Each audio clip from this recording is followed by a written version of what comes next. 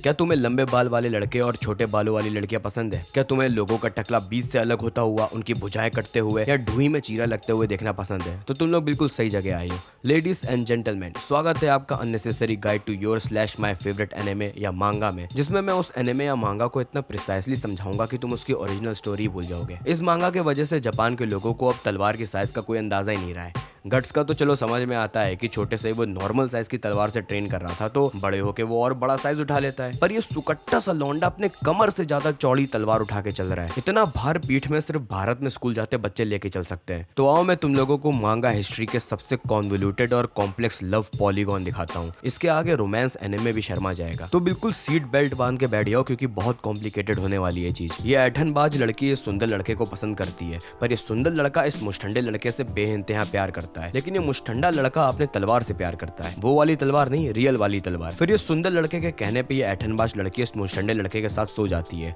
मतलब सिर्फ सोती है और कुछ नहीं होता है। तो इस मुष्ठंडे लड़के को इस ऐठनबाज लड़की की तरफ अट्रैक्शन होने लगता है। पर फिर ऐठनबाज लड़की मुष्ठंडे लड़के से हेट करती है, क्योंकि सुंदर लड़का इस मुष्ठंडे लड़के को पसंद करता है और उसने इसके तलवार को भी मुंह में लिया हुआ था, जो कि शायद वो इतने सालों में कभी ले भी नहीं पाई थी। यहाँ भी वो वाली तलवार नहीं है, रियल वाली तलवार है। पर फिर सुंदर लड़के को अपनी पॉलिटिकल पावर बढ़ानी थी, तो ये इस राजकुमारी पे डोरे डालने लगता है और ये राजकुमारी भी फुल भाव देती है भाई को। इसी बीच ऐठनबाज लड़की को मुष्ठंडे लड़के पे भी फीलिंग्स आने लगती है, पर वो अपने पहले प्यार सुंदर लड़के को नहीं भुला पा रही थी। फिर मुष्ठंडा लड़का सुंदर लड़के के ग्रुप को छोड़ने का डिसाइड करता है। अपने प्यार को खुद से दूर जाता देख सुंदर लड़का डिप्रेस हो जाता है और जाके इस राजकुमारी के साथ सो जाता है। मतलब इस बार से सोना नहीं होता है, जगने वाला सोना होता है, सेक्स होता है कुल मिला के। मुष्ठंडा लड़का दूर किसी गुफा में जाके अपने पहले प्यार खुद की तलवार के साथ 1 साल तक मेकआउट करता है। फिर वापस ग्रुप में लौटने पे ये ऐठनबाज लड़की और मुष्ठंडा लड़का दोनों एक दूसरे के फीलिंग्स को एक्सेप्ट करते हैं और फिर खुले में ही सो जाते हैं। यहाँ फिर से जगने वाला सोना होने वाला है। फिर ये सुंदर लड़के को मुष्ठंडे लड़के और ऐठनबाज लड़की के रिलेशनशिप से ईर्ष्या होने लगती है और ईर्ष्या में भाई ऐसा कदम उठाता है कि आज तक आधे बज़क के फैंस भौचक के बैठे हैं कि माँ की आंख आखिर हुआ क्या। तो हमारे प्रोटैगनिस्ट गट से शुरू करते हैं। इस भाई को तुम इसकी तलवार से कभी दूर नहीं देखोगे।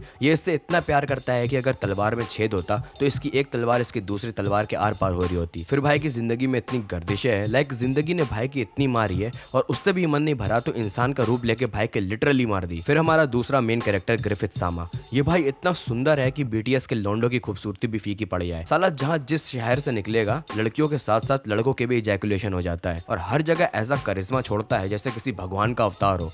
इस कैरेक्टर को भी इतनी गर्दिशें झेलनी पड़ी है स्टोरी में। भाई को 1 साल तक लगातार टॉर्चर किया गया, तो इससे साफ हो गया है कि बज़क का मांगा का सैडिस्ट आदमी है। फिर हमारी हीरोइन ले लो, कास्का चान। ये वो लड़की है जिसके वजह से फैंस के अंदर छोटे बाल वाली लड़कियों के लिए सिंपिंग जागरूक हुई थी। उनमें से मैं भी एक हूँ। लेकिन बेचारी फिर एक सैडिस्ट आदमी के स्टोरी के अंदर थी। इस स्टोरी में समझ लो हर विलेन इस लड़की पर रेप अटेम्प्ट मार देता है। ये इतना रिकरिंग हो चुका है कि मेरे को अब इस पे बात भी नहीं करनी है। लोग देखो अपने फेवरेट स्टोरीज को भयंकर एनालाइज करते हैं। मुझे पक्का भरोसा है कि इंटरनेट में कोई ऐसा आदमी भी होगा जो 2 घंटे की 10 पे एनालिसिस बना दे। लेकिन बज़क अकेला मैंने ऐसा मांगा देखा है कि जिसको लोगों ने इतना एनालाइज कर दिया है कि मुंह पे दिखती चीजें इग्नोर कर डालते हैं। जहां पे डायरेक्ट टेक्स्ट को एनालाइज करना था उसमें भी सब टेक्स्ट निकाल देते हैं। जैसे सबसे फेमस स्टेटमेंट बज़क का, ग्रिफिथ डिड नथिंग रॉन्ग।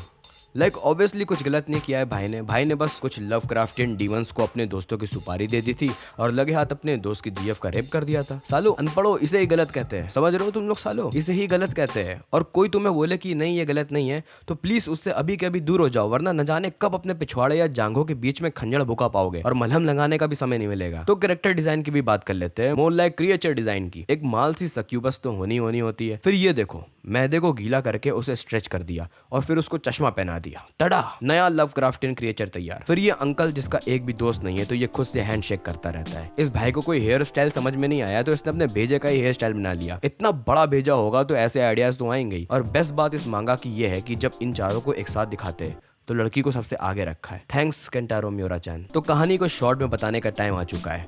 पेड़ से लटकी लाश की डिलीवरी हो जाती है और ये लौंडा पैदा होता है। इसको मर्सेनरीज पालते हैं। फिर इसकी अडॉप्ट करी हुई मां मर जाती है और इसका बाप 3 चांदी के सिक्कों में इसे एक रात के लिए एक हफ्सी आदमी को बेच देता है। भाई फिर अपने बाप को मार देता है और खुद मर्सेनरी बनकर रिवॉर्ड कलेक्ट करते घूमता है। फिर ये इस मखमल बाल वाले लौंडे और उसकी चिरमुर्गों की आर्मी से मिलता है। मखमल बाल वाला लौंडा भाई पे फिदा हो जाता है। मखमलू को अपने नाम पे कंट्री चाहिए होती है तो ये भाई इसकी मदद करने लगता है और फिर ये चिरमुर्गों की आर्मी मिलकर ढेर सारी फाइट्स जीत के देश में अपने नाम कमा रहे होते हैं। इसी बीच भाई मखमलू की आर्मी छोड़ के चला जाता है और मखमलू को राज्य के लोग कैद करके टॉर्चर कर डालते हैं। फिर मखमलू इस अंडे के लॉकेट की मदद से दैत्य राक्षसों का आह्वान कर देता है जो इसे भगवान जैसी ताकत दे देते हैं और बदले में उन लोग भाई की चिरमुर्गों की आर्मी को चबा देते हैं। अब हमारा प्रोटैगनिस्ट भाई मखमलू से रिवेंज लेना चाहता है। आगे का मैं स्पॉइलर देना नहीं चाहता, तुम लोगों को खुद पढ़ो। लेकिन कहानी लिखते लिखते राइटर केंटारो म्यूरा दुनिया छोड़ के जा चुके हैं, तो अब स्टोरी शायद अगले जन्म में कंप्लीट होगी। तो तुम लोग भी राक्षसों का आह्वान करके उन्हें अपना पिछवाड़ा खिला दो। अगले जन्म में हम सब मिलकर बज़र्क पूरी पढ़ लेंगे। तो बाकी वीडियोस में मैं यहाँ पे एंड कर देता हूँ, लेकिन तुम लोगों के लिए आज सरप्राइज है। आज मेरे साथ बज़र्क के गट्स कुन भी मौजूद है, तो उनके शब्दों में कुछ चंद पंक्तियां पेश करता हूँ। तो शुरू करते हैं।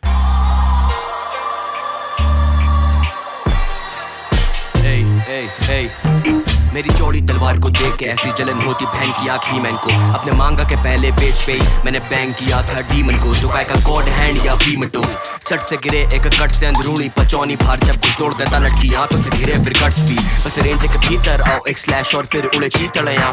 क्या कर रहे म्यूरा चांद मेरे जैसे मुझ ठंडे का विलन एक मीठा दिया ना पास को भी आज से करो मेरी ना कष्ट में साथ ना मित्रो। तीन चांदी में जिसने मुझे बेचा था अगली रात को ही दिया उसे डीप थ्रोट। कोई ना पास का और ना कास का अच्छे से याद कर डाला मैंने एक को। सबकी फाड़ दूंगा लो लिखित लो और सुअर बना दूंगा उस ग्रिफिथ को। बस हाथ में आ जा वो सफेद बाल तो होगा ना फिर तेरा अगला एपिसोड। फिर ग्रहण के दिन तुझे दावत दूंगा तेरी बोटी काट के जैसे एक्लिप्स हो।